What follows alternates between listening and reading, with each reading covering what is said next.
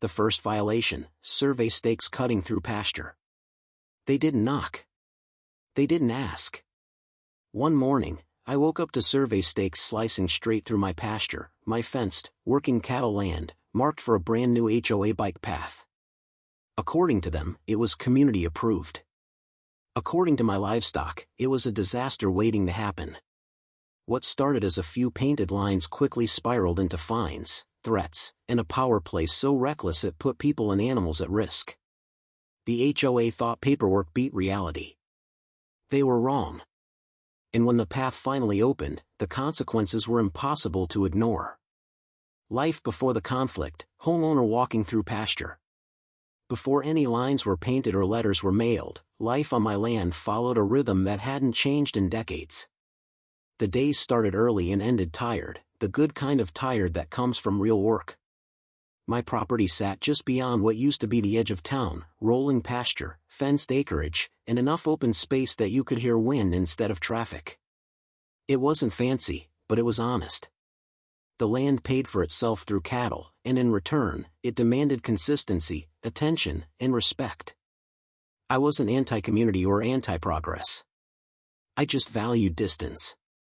When a new housing development went up nearby, I paid attention but kept my head down. Subdivisions had come and gone before. They promised quiet living, tasteful landscaping, and order. What they really brought was proximity. Rows of nearly identical homes crept closer to my fence line, and with them came an HOA, organized, enthusiastic, and very proud of its bylaws. At first, the relationship was neutral. They had their meetings, their newsletters, their yard rules. I had my fences, my grazing rotations, and my livestock schedules. The boundary between us was clear, both physically and philosophically. My land was a part of their association. It never had been. It predated their entire neighborhood by years. Deeds, surveys, and agricultural zoning made that fact unambiguous. The HOA encroaches, neighbors photographing cattle at fence line. Still, there were signs early on that our definitions of neighborly didn't quite match. Residents liked walking along my fence line, stopping to take pictures of the cattle as if they were part of a public exhibit. Some waved.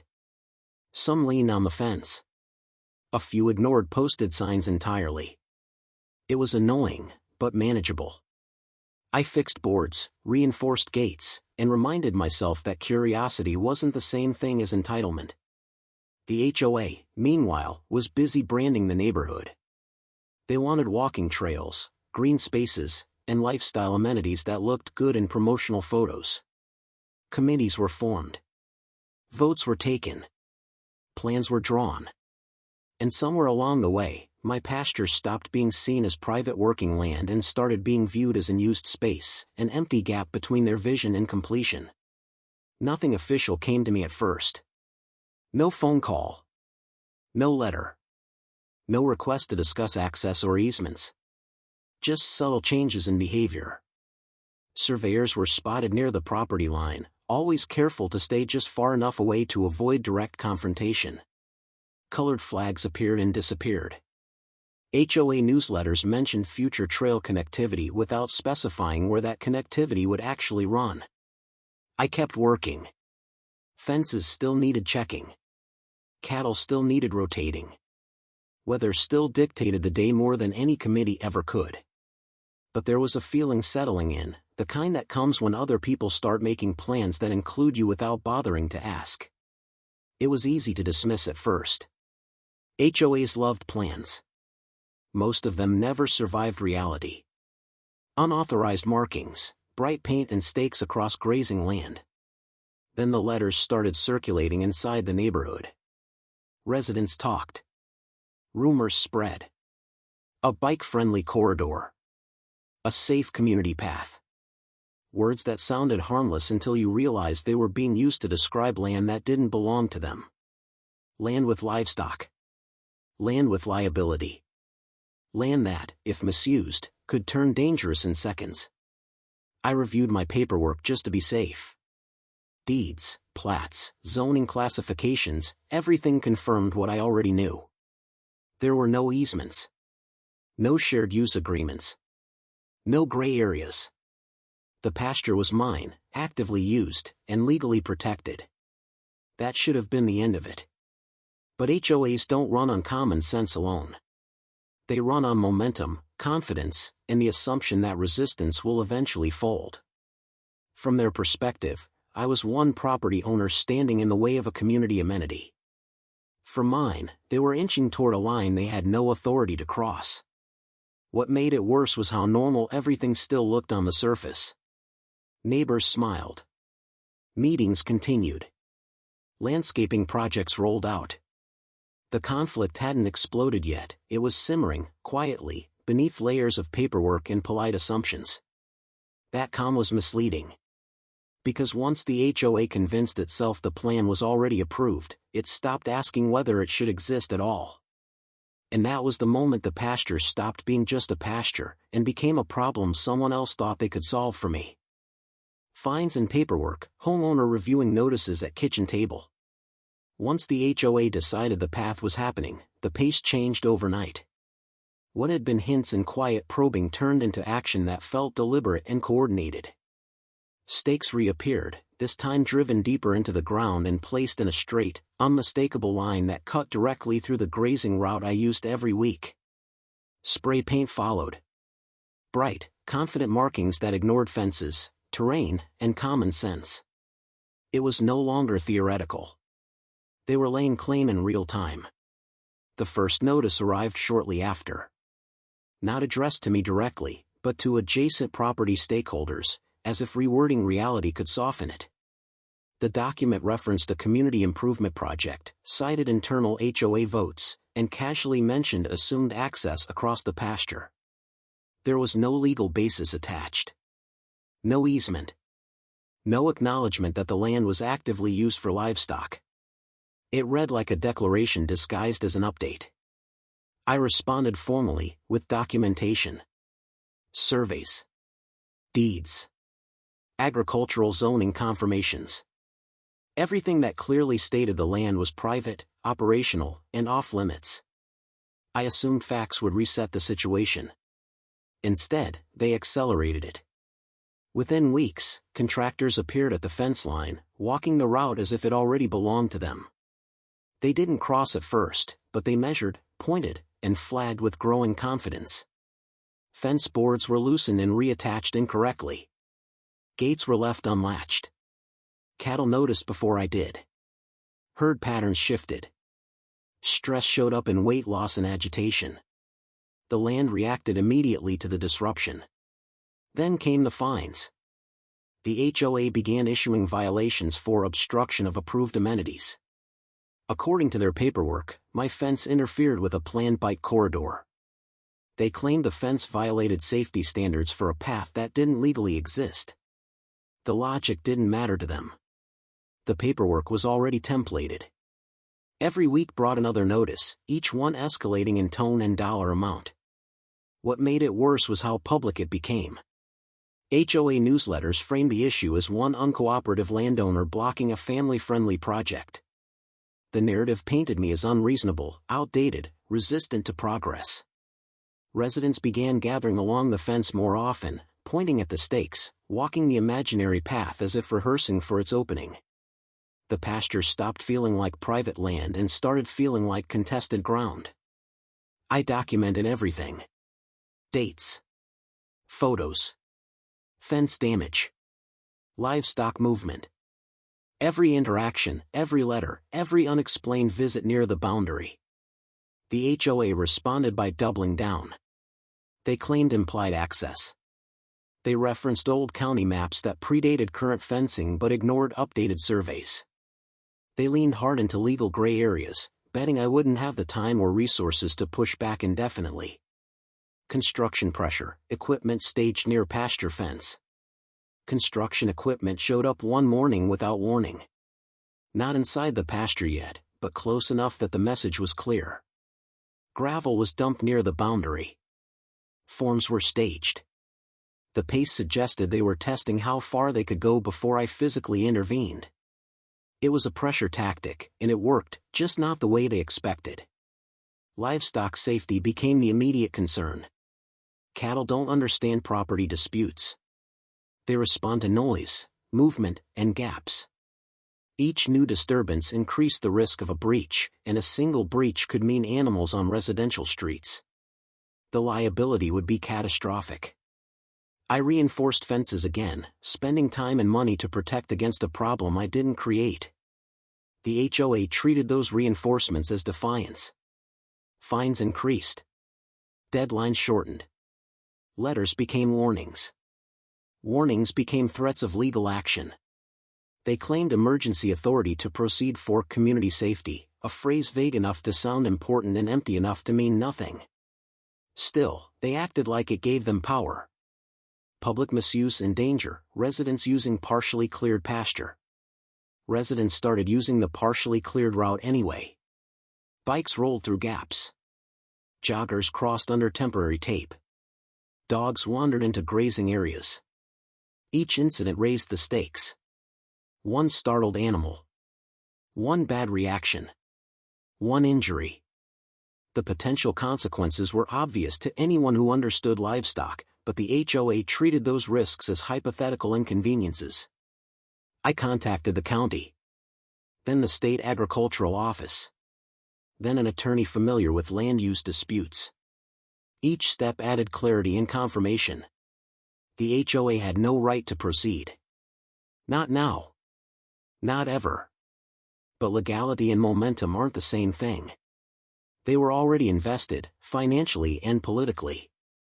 Backing down would mean admitting fault, and HOAs rarely do that quietly. The pressure became personal. Notices were sent to my lender, implying unresolved disputes.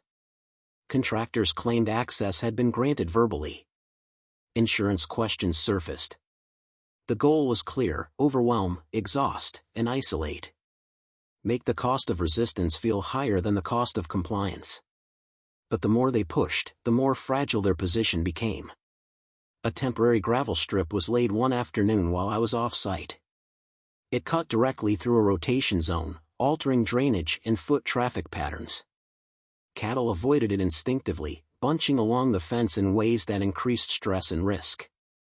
The path wasn't just unauthorized, it was dangerous. I ordered the gravel removed. The HOA responded by citing me for destruction of community property. That citation changed everything. It was the first time they formally acknowledged the path as something they believed they owned. And in doing so, they put their assumption in writing. Dates. Locations. Claims. All incorrect. All traceable. All provable. The opening day collapse, HOA path opening, inspectors arrive. The dispute escalated into official complaints, counterclaims, and notices of intent. County inspectors were requested. Environmental impact questions were raised. Agricultural exemptions were triggered.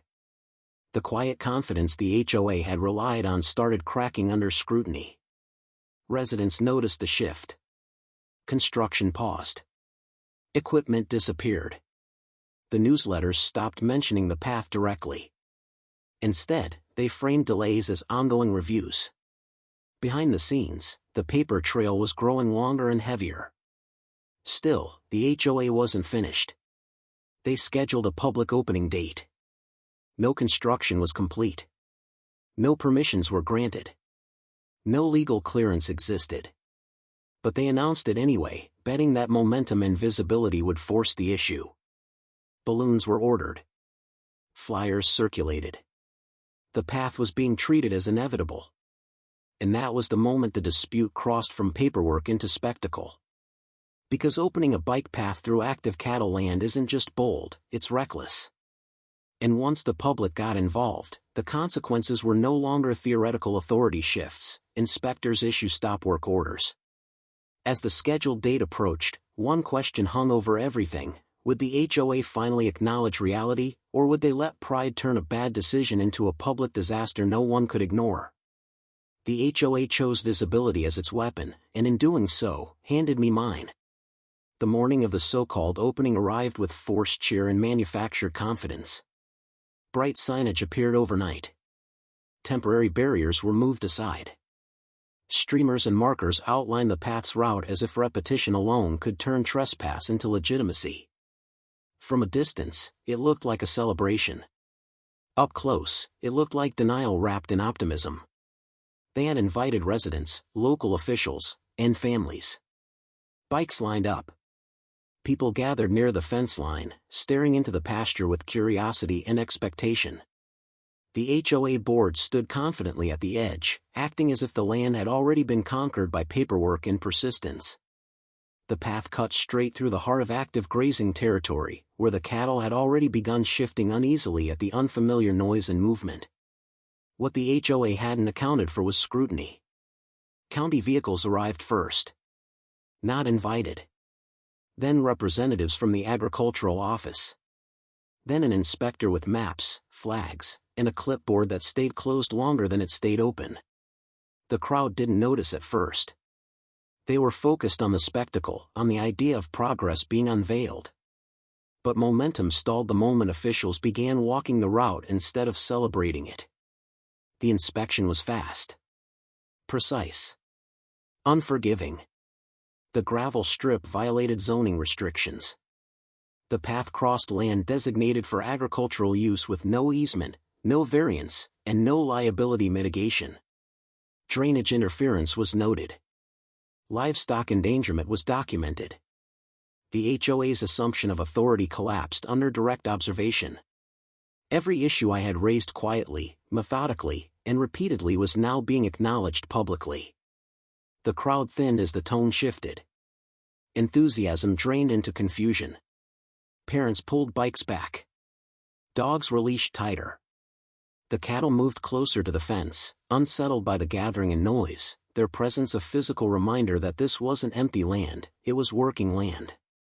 Then the notices were issued. Stop work orders. Immediate cessation directives. Formal warnings regarding unauthorized land use. Each one landed like a crack in glass. The HOA board members who had projected certainty only minutes earlier now stood frozen, their confidence replaced with tight smiles and hurried gestures. The project they had announced as inevitable was being dismantled in real time. But the real turning point came when liability was addressed. Once officials outlined the risks, injury, livestock loss, property damage, the atmosphere changed completely. What had been framed as a harmless community improvement was suddenly understood as a legal and financial catastrophe narrowly avoided. The HOA's aggressive push wasn't just misguided, it was negligent. The paper trail surfaced next. My documentation. Their citations. Their assumption of ownership. Their written claims of authority. Each piece aligned perfectly with the violations now being cited. What had once been dismissed as resistance was now recognized as restraint. Residents began asking questions. Not loudly, not angrily, but pointedly. Why wasn't this checked earlier? Who approved this? Why were fines issued for blocking something that had no legal standing? The HOA's narrative unraveled under its own weight. The final blow was quiet, but devastating. The HOA was informed that any further action would trigger penalties far exceeding the cost of the path itself. Insurance coverage would be jeopardized. Board members could be held personally accountable. The risk wasn't hypothetical anymore, it was immediate.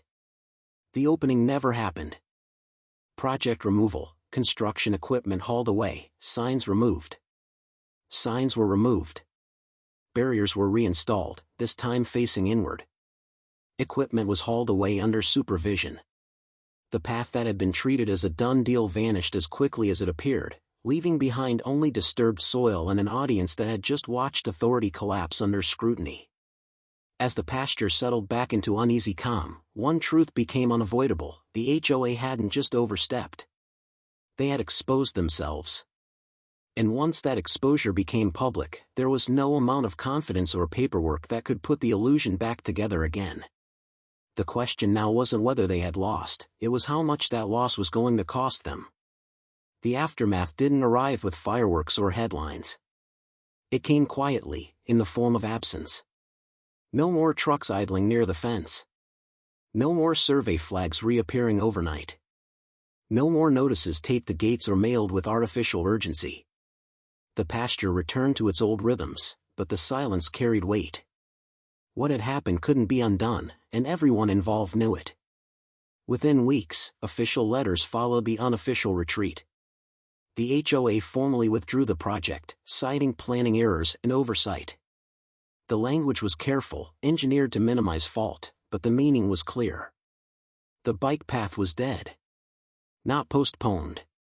Not rerouted. Gone entirely. The land was acknowledged, at last, as private, agricultural, and untouchable. The fines disappeared next. Every violation issued against me was quietly rescinded, wiped clean as if they had never existed. No apology accompanied the reversal. None was offered or expected. The correction itself was admission enough. Paperwork that had once been wielded as a weapon now worked in reverse, dismantling the very claims it had tried to enforce. Quiet aftermath, pasture restored, homeowner walking at sunset. But consequences don't stop at paperwork. The HOA board didn't survive the fallout intact. Elections were called early. Committees dissolved. Leadership changed hands. Residents demanded explanations, not with outrage, but with unease. Trust had been damaged, and trust is harder to rebuild than a path ever was. Insurance premiums for the association rose sharply the following year. Legal reviews were mandated for every proposed project. Agricultural boundaries were remapped and emphasized in bold, unmistakable language. The neighborhood didn't get its bike path, but it gained something else instead: caution. As for the pasture, recovery took time. Soil had to be regraded. Grazing patterns had to be reset. Livestock needed weeks to settle back into familiar routines. Stress doesn't vanish just because a threat does. But slowly, predictably, the land stabilized. The cattle returned to old routes. Weight normalized. The damage faded, though it never fully disappeared. Neighbors changed too. The fence line became quieter. Fewer people lingered. Fewer assumptions were made. The land was no longer treated as scenery or opportunity, it was recognized as work. As responsibility. As something that didn't exist for convenience. The shift wasn't dramatic, but it was permanent. Occasionally, someone would ask, carefully, if things were all settled now. The answer was always yes. Settled doesn't mean forgotten. It means resolved, understood, and no longer up for debate. Boundaries, once reinforced, have a way of holding. The HOA never attempted another encroachment. No alternative routes were proposed. No new connectivity plans surfaced. The lesson had been expensive enough the first time. Momentum, they learned, doesn't outrun law. Visibility doesn't replace permission. And confidence doesn't grant ownership. Final symbolic shot, fence line, homeowner hand resting, quiet victory. What lingered longest wasn't anger, but clarity. The dispute had never been about a bike path. It had been about assumption. About the